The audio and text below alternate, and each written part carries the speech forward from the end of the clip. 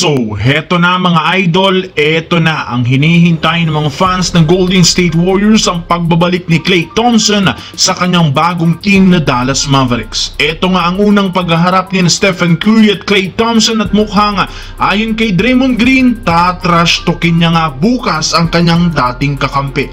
Tara't pag-usapan natin yan at talakayin ang trade ni D'Angelo Russell dahil so far, epektibo ang point guard si Austin Reaves. Pero bago yan, please don't forget to hit the notification bell at mag-subscribe sa aking channel. Ang video ng ito ay hatid sa inyo ng 1xBet. Suportahan at manalo sa inyong paboritong kupunan sa NBA, PBA. Maaaring makakuha up to 12,000 cash bonus sa inyong first deposit gamit ang aking promo code. Pag tama prediction mo, panalo ka. Pindutin lamang ang link sa comment section at mag-register gamit ang iyong GCash account para makapag-cash in at cash out. Isang paalala, tumaya mga Kawan Stories ng responsable. Bago yan mga Kawan Stories, dahil nga sa pagkapanalo ngayong araw ng Cleveland Cavaliers, 12-0 na nga sila. Ito na ang best start ng kanilang prangkisa simula noong kay LeBron James na 6-0.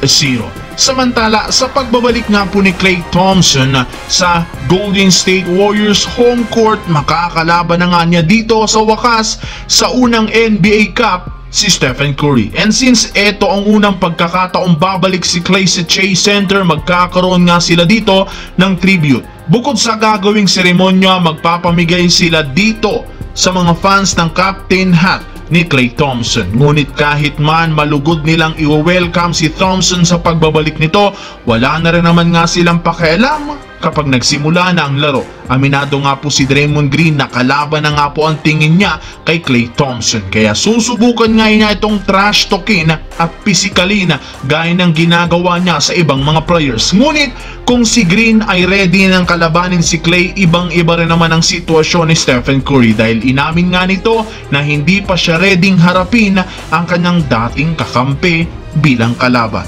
Sa kabilang banda, dahil nga sa pagkakaroon ng Los Angeles Lakers ng 2-game winning streak simula ng baguhin ni Coach JJ Redick ang starting lineup, malinaw sobrang naging epektibo ang adjustment na ito. In fact, kahit man tinanggal nila si D'Angelo bilang starter, hindi rin naman sila humina simula ng kanilang mga laro.